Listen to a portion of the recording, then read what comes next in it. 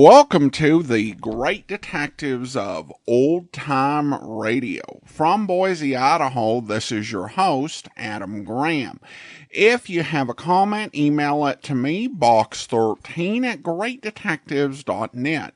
Follow us on Twitter at Radio Detectives and become one of our friends on Facebook, facebook.com/Radio Detectives. Today's program is brought to you in part by the financial support of our listeners. You can support the show on a one-time basis, support.greatdetectives.net, or use the Zelle app to box13@greatdetectives.net, or by mail to Adam Graham, P.O. Box 15913, 15913, Boise, Idaho, 83715. Well, now it's time for today's episode of The Man Called X. The original air date, January the 18th, 1948, and the title is The Ranee of Shalakar. You're twice as sure with two great names, Frigidaire and General Motors.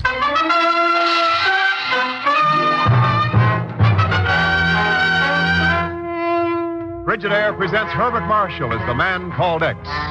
Wherever there is mystery, intrigue, romance, in all the strange and dangerous places of the world, there you will find The Man Called X.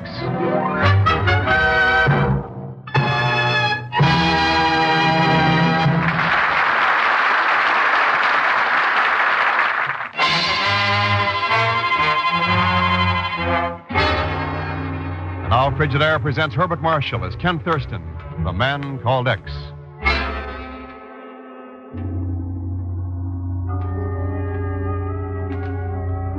North of India, in the shadow of the great range of the Himalayas, lies the tiny forbidden land of Shalakar, its narrow streets swarming with men of 100 tongues and races, holy men from Lhasa, firewalkers from the Ganges, and beggars, jugglers, and yogis from the plains of Bengali to the south. Dark pagodas hide away the idols of gods long forgotten in the world outside, little known beyond its borders. Such is the last land of mystery, Shalakar.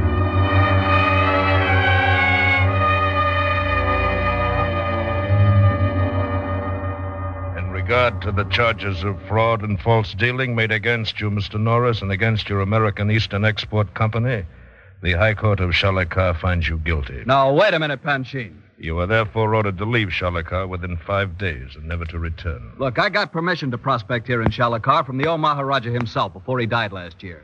And if you think... Mr. Norris, the permission is hereby revoked. Okay, I'll take this whole thing to the Ranee herself. I'm so sorry, Mr. Norris. The order is signed by the Ranee. But I tell you I'm innocent. I don't even know what this is all about.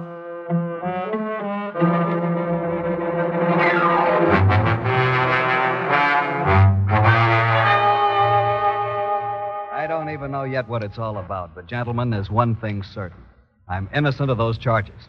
Yeah, I think you are, Fred. Too bad, Chief. Yes, it is, Ken. What about the American consul, Fred? Did you take it up with him? Well, we don't have a consul there, Ken. I was the only American in Shalakar. And you say the Ranee refused to talk to you? Wouldn't even see me. As a matter of fact, she seldom does receive visitors. I've only seen her twice since her father died last year, and she took over the throne. Oh, boy. Huh? Gentlemen, I think the Ranee of Shalakar is the most beautiful woman I've ever seen. Which is, of course, beside the point. Oh, of course, sure. Yeah, but one fact remains. Somebody falsified the business records that were entered at my trial. Who, I don't know. That's what I hoped you could find out. Well, I sympathize with your position, Mr. Norris, but this kind of problem isn't really the concern of the Bureau. I don't know, Chief. I think maybe it is. Fred has discovered more new oil lands in remote parts of the world than any other man alive. Oil? Well, Ken, why didn't you... As the only American in Shalakar, Fred Norris represented America to those people. As far as they're concerned, he is America. Yes, I see what you mean. But there's not a thing the Bureau can do about it, Ken. Officially. That's right, Chief. We can't touch it. Officially. No, simply out of the question. Yeah. By the way, that vacation I was going to take, I suppose I might as well start it today. Why, sure, Ken. There's nothing much doing right now. 2 weeks be enough? Oh, plenty. All right. Guess I better let Miss Brooks know about it. Yeah. Have a good time, Ken. Forget all about your official duties. Thanks, Chief. Oh, Miss Brooks. Oh, yes? Hello, Mr. Thurston. Oh, Pagon, what are you doing here? I was only waiting to see if you needed my services. I don't. I'm going on vacation. Oh. Mr. Zellschmidt was talking about my new dress. Do you like it, Mr. Thurston? Gives it that new look. Yeah, it's quite a dress. Well, when it comes to a new fashion, I'm just like every other woman. Maybe it's silly, but I simply can't resist spending my money. Just a minute. Pagon, go on home and pack. Huh? I got a job for you. Sales representative for a New York designer. Well, that's a traveling salesman. I'll be ready in 10 minutes. Hey, by the way, what am I selling? Ladies' underwear. Huh? Mr. Thurston, no.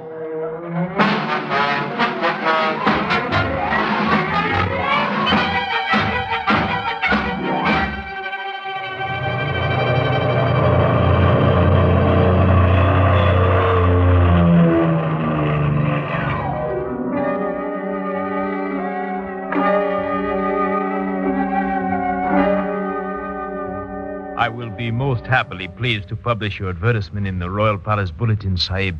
But since you are American, perhaps you will pay in advance. Anybody think I was a crook? Here. Thank you. Now, is this the correct wording? Monsieur Le Zellschmidt, New York designer, will stop for 3 days in Shalakar before continuing to Burma. Yeah. Exclusive models of the newest feminine fashions will be shown to a select clientele by appointment only. Call at Suite 27, House of the Golden Eye. Don't look at me like that. Wasn't my idea.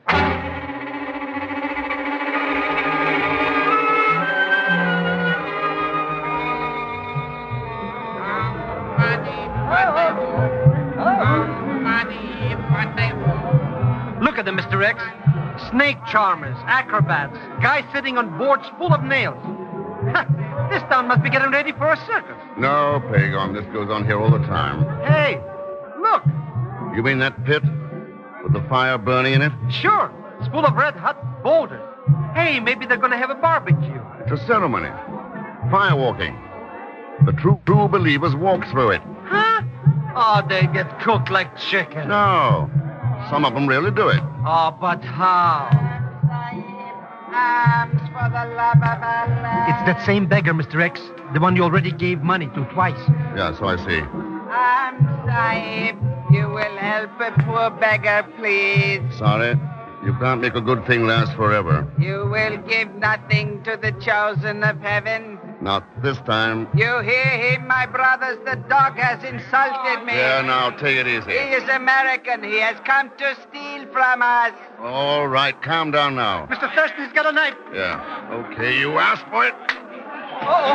Now they're all mad at us. What are we going to do, Mr. Thurston? Back against the wall there. Easy, Pagon. I don't want to shoot unless I have to. They got knives, too. Oh, I should have stayed in New York. All right, now. You have to fight it. Pull it out. Now, you murdered idiots. Look, we got help. Sullen about it, eh? All right, then. That'll do it every time, sir. All it takes, a couple of shots over their heads. Yeah. Looks as if you're right. Thanks. My name's Ken Thurston. Colonel Blake, sir, retired 25 years with His Majesty's service in India. How are you?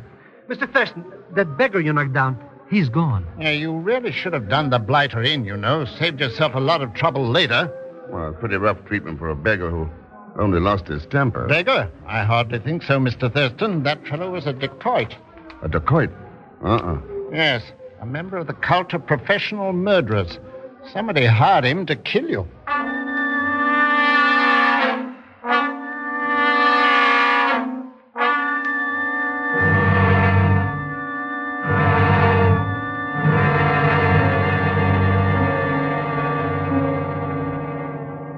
Oh, 3 hours now we wait up here in this room, Mr. X. If somebody's going to answer that screw advertisement, then why don't they? Give him time, Pagan. Anyway, who's interested in new fashions in a place like this? Or maybe the Ranee. At least I hope she is. Bet she's an old battle axe with a double chin. Fred Norris said she was the most beautiful woman he'd ever seen. Oh, well, that case no, she won't answer. Maybe not. But one thing's certain. With the feeling that's got started around here, she's not going to let any American into the palace unless she's tricked into it. Do you think maybe she really will, Mr. X? Who's that? Come in. Good evening, Sahib. I am from the royal palace of Shalakar. I am searching for a Monsieur le Zelschmidt. That's me. Her Royal Highness the Ranee wishes an audience with you, monsieur. You will come with me, please?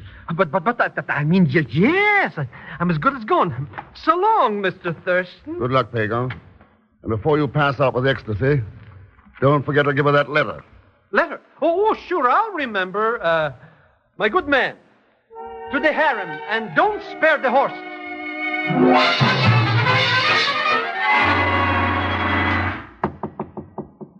All right, come on in. Now, Pagan, I thought... Oh, Colonel Blake. Yeah. Good evening, Mr. Thurston. Sit down. Thought Pagan had forgotten something. He only left here 5 minutes ago. I know. I saw him in the street. He's, on his way to the palace of the Ranee. Mr. Thurston, I think you may be playing a much more dangerous game here than you realize. What makes you think so, Colonel? When a man spends his life in this part of the world, he learns to recognize danger. Yeah, I suppose he does. It was a mistake to hire a band of dacoits, you know. They're treacherous. What gave you the idea that I hired any dacoits? The evidence of my own eyes. When I saw Mr. Zelschmidt in the street a while ago, he was accompanied by 6 of them. What? Colonel Blake? You mean you didn't hire them? No. Somebody did. And there's only one reason for hiring dacoits. Of course, you knew that, though. Didn't you, Colonel?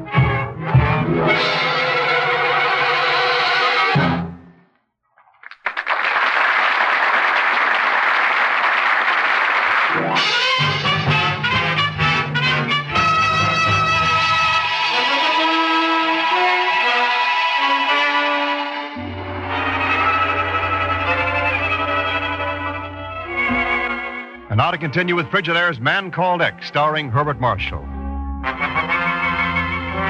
An American company is convicted of fraud in the High Court of Shalakar, and 140 million Americans thereby stand accused with no chance of defending themselves.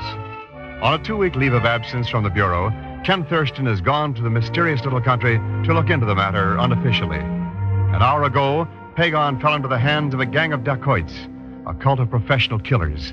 And right now, Ken stands in a room of the Ranee's palace. So sorry to keep you waiting. Is there something I can do for you? So it's you. Yes, there is. Where's Pagan? I do not know of any Pagan. Oh, Monsieur Zelschmidt, then. He left to come here about an hour ago. With you. What happened to him? You are mistaken, Mr. Thurston. I have never seen you before, nor the man you speak of. Like that, eh? All right. I'd like to talk to the Ranee. Certainly. If you would care to send her a letter stating your reasons, perhaps it might be arranged in a few months. Her Royal Highness, the Ranee of Shalakar. Your Highness. I have just seen the most interesting... Oh, Panchine. Who is this man? Hardly one deserving your attention, Highness. Suppose I decide that for myself. But your That will do. You will wait at the other side of the room. Very well, Highness. Panchine is sometimes an almost too faithful guardian. Guardian? Who are you? My name's Ken Thurston. Thurston, nice. What did you wish to see me about? About a friend of mine. Apparently, Panchin kidnapped him. Panchine, is this true? The statement is false, Highness. Oh? He is American. Oh, I see. Mr. Thurston, I presume you have lodgings in the city? Yep. The House of the Golden Eye. May I suggest you return there immediately? And as soon as possible, get out of Shalakar? Otherwise, who knows? Perhaps you too might disappear.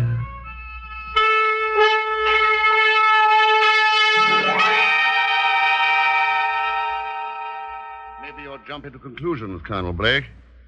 I didn't say anything about going out looking for trouble. Well, after all, Mr. Thurston, when a man cleans and oils an automatic pistol, he usually has something on his mind. Yeah, I suppose he does at that. Be glad to go along and help, you know. I'm still a pretty fair shot. Wouldn't think of it. No point in you getting mixed up in this. Exactly what are your plans, Mr. Thurston? I don't know for sure. One way or another, I'm going to find Pagan or find out what happened to him. I'd be a lot of help. Know the country and all that, and I'd rather enjoy a bit of excitement, you know. Just It gets frightfully dull sometimes, being retired. Well, this will be anything but dull. Eh? Sit still. Well. Let me in, please, quickly. Well, by George, it's the Ranee. Oh, Colonel Blake. I'm highly honored. Never mind that now, please. Maybe... I thought you would be alone, Mr. Thurston. Oh, I say, it's getting late. I hope you won't think it rude if I say good night. Not a bit, Colonel. Good night. Well, I suppose you dropped in to make sure I got out of town. No, please forget anything I said earlier tonight. None of us can be sure when it is safe to speak the truth. You think it is safe with me? Yes. Please, come back to the palace with me. To my own quarters. We can be fairly safe there. Why? Why the palace? Because I have the papers from the trial of Mr. Norris there. Well, all right, let's go.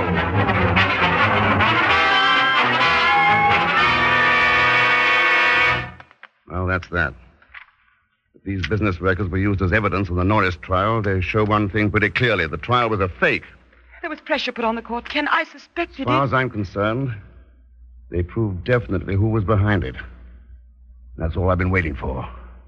Proof.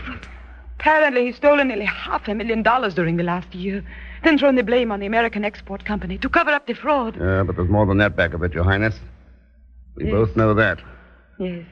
It is all a part of the plan to discredit the American company, keep out foreign ideas, hold the people in ignorance. And that doesn't fit in with your plans? Mine are the same as my father's were. He realized there were benefits in the outside world that could be given to our people. He knew it would take time. And I've tried to carry that on, but he would never dare if my father was still alive. But in the Orient, Ken, a throne with a woman on it, it is fair game for any man. Well, I don't see much of any way around that. It is a fabulous land lying out there in the moonlight, Ken. A land to challenge the will of a great man. It waits to be molded into something finer. That would be the work of a lifetime. And a pretty important work, too. By the customs of my people, a man who marries the Ranee becomes the Maharaja of Shalakar. Mm-hmm. Don't you know what I'm saying? These are my private quarters of the palace, Ken.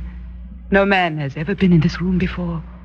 Not even behind those curtains? Ken, there's a knife! Stand back, Ranee, look out. Ken, aren't you? Ken!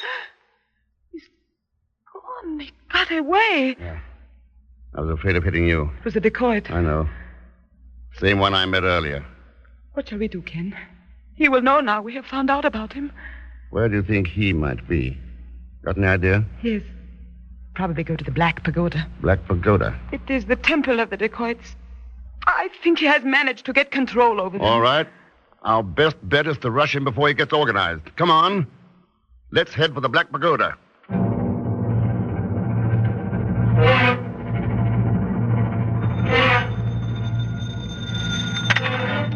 Hello? Yes? Blake speaking. Oh, I see. Mm-hmm. The Black Pagoda, eh? All right. I'll be there right away. Play him close to the table and be careful. Right. Goodbye.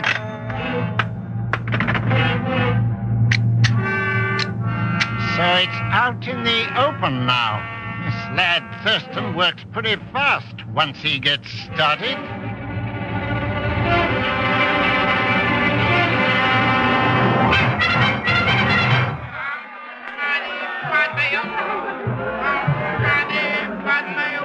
Lord, does that crowd live here in the street? Don't they ever go to bed? They've been here all night, Ken. It is the Dakisha, the ceremony of walking through a pit of fire. It begins at the first sign of dawn.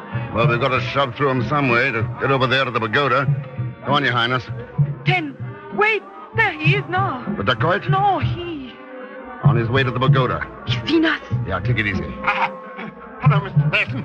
Your Highness, looks like a bit of excitement, eh? That's right, Colonel. You got a gun? Yes. Found him out yet? Over there. He's trying to sneak through the mob. Circle the crowd around the firewalkers. Head him off from getting inside the temple. I'll go for him here. Right. And thanks for calling me. Wouldn't have missed this for anything. I'm going with you, Ken. Oh, no, you're not.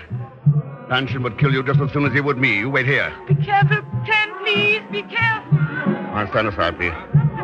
Sorry, pardon me. Panshin! Excuse me, please. Panshin, stop! You haven't got a chance. Out of my way with you.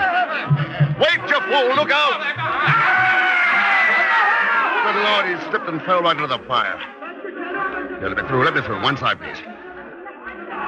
Oh, no. Ken, is he? Yeah. Oh. In that pit of fire. He lived about 3 seconds. Come on. Let's get away from here. He tried to jump across. I saw him fall. Well, forgive him. Forget him. I've still got to find Pagan. No, wait. There he comes now with Colonel Blake. Yeah. Seems to be in pretty good shape. Ken, before they get here. I mean, Norris can come back and go on with his work, of course, but, well, we were talking about... About what? About the throne of Shalakar. And about other things. This is a fine kind of a vacation, Mr. Thurston. I get knocked on the head, tied with ropes, and maybe even they were going to cut me in pieces. I saw from the temple steps what happened to Panshin, Mr. Thurston. Yeah, pretty rough ending, Colonel. Have any trouble with the guards? No. They took to their heels when they saw their leader was dead. Mr. Thurston, I told you anybody would get cooked in that fire pit. You said they walked right through it. Only the true believers, Pagan. Panshin didn't believe in anything except power and all the bad that goes with it. He kindled a fire in the ignorance of the people he wanted to exploit. Isn't it strange how often men with their own hands light the fire that finally destroys them?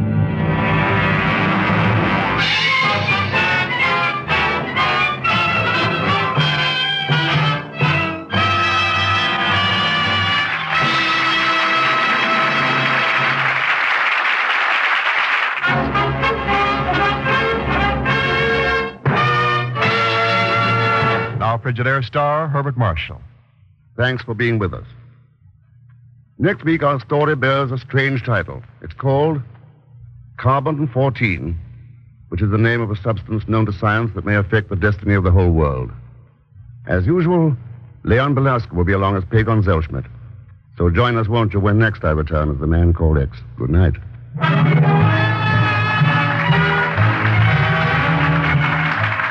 Frigidaire's Man Called X is directed by Jack Johnstone, with music composed and conducted by Johnny Green. Tonight's story was written by Les Crutchfield. So until next week, same time, same station, this is Wendell Niles speaking for Frigidaire, made only by General Motors. All characters and incidents used on this program are fictitious. Any resemblance to actual persons or incidents is purely coincidental. Remember, every Sunday night brings you 2 popular dramatic shows on CBS, The Man Called X and The Adventures of Sam Spade. Yes, for the best in entertainment, tune in and stay tuned in to CBS, the biggest show in town. CBS, the Columbia Broadcasting System.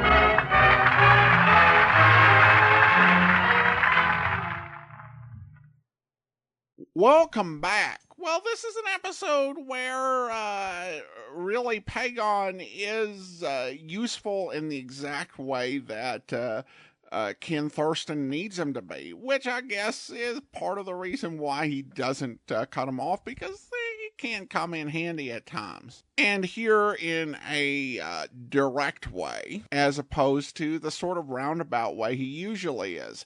And of course you have that Ken Thurston problem, which is beautiful, powerful women throwing themselves at him and asking him to marry them. I think that he probably was not the best choice to resolve this particular problem, because even though this is a fictional country, I can't imagine that it would be viewed as a positive thing in that region as it's written, to have a foreigner in power. Now we turn to listener comments and feedback, and we have an email from Mike who writes, Adam, thank you for your continued prolific posting of old-time radio episodes. It's all I can do to keep up sometimes, And I mean that in the best of ways. When I picture an old-time radio show, I envision actors standing at microphones reading from a script while an effects person makes all the accompanying sounds.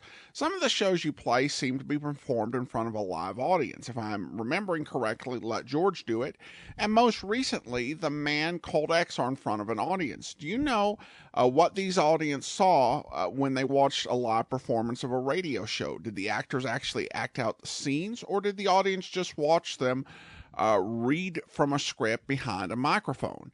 Hope you and Andrea continue to stay safe and healthy. Well, thanks so much, Mike. And what the audience saw was the performance behind the microphones. They would generally, I think, might have 2 or 3. But that's pretty much what you saw when you went to a live performance. And it's kind of unusual with the detective programs to have those performed live.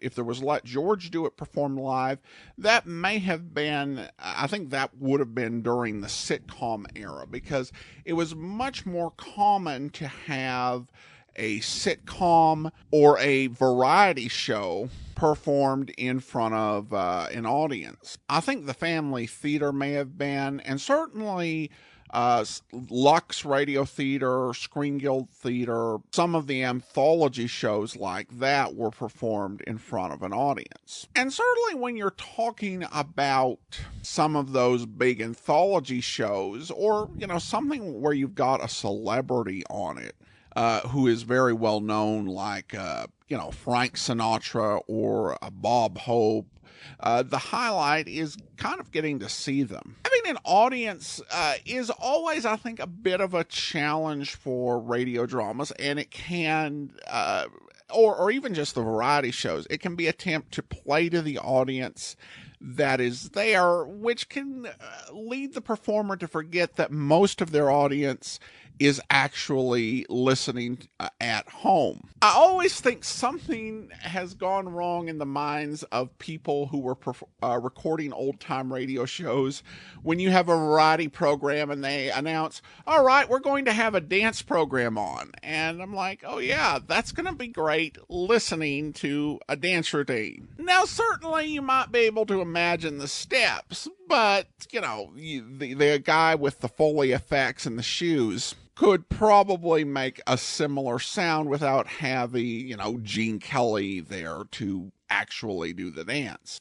And sometimes performers are tempted to play for that audience that's there. They're feeding off that energy.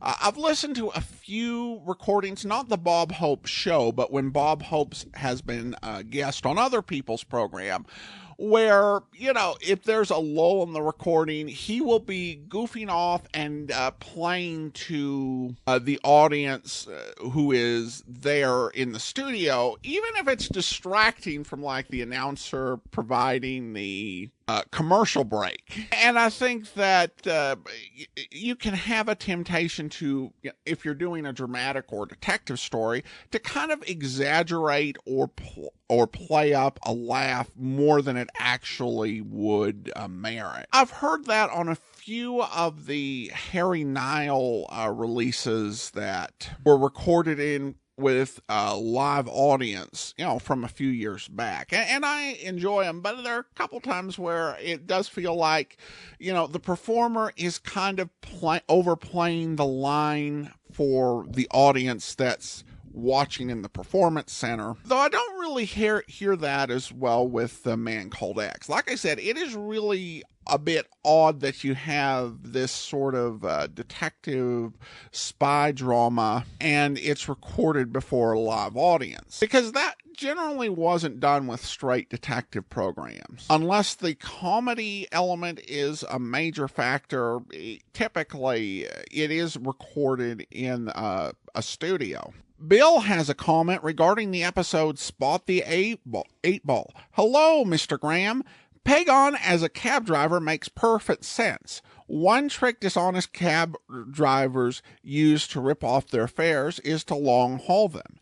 FYI, long hauling is taking a longer route to get their fare to their destination. I can see Pagon picking up a fare at LaGuardia, who is heading to Brooklyn, and getting him there via Manhattan. Well, I think that could be a career choice. I think that at this point, Pagon probably enjoys the variety of scams and schemes that he gets to take part in through his association with the man called X. But certainly if he wanted to settle down to one thing, I think that definitely could be a career. Thanks so much, Bill. And I want to go ahead and thank our Patreon supporter of the day. Thank you to Joey. Joey's been one of our Patreon supporters since June of 2019, currently supporting us at the rookie level of $2 or more per month. Well, that will do it for today. Join us back here tomorrow for Mystery is My Hobby. Next Tuesday, we're going to get into O'Hara, and then join us back here next Wednesday for another episode of The Man Called X. In the meantime, send your comments to Box13 at greatdetectives.net. Follow us on Twitter at Radio Detectives and become one of our friends on Facebook, facebook.com/Radio Detectives. From Boise, Idaho, this is your host, Adam Graham, signing off.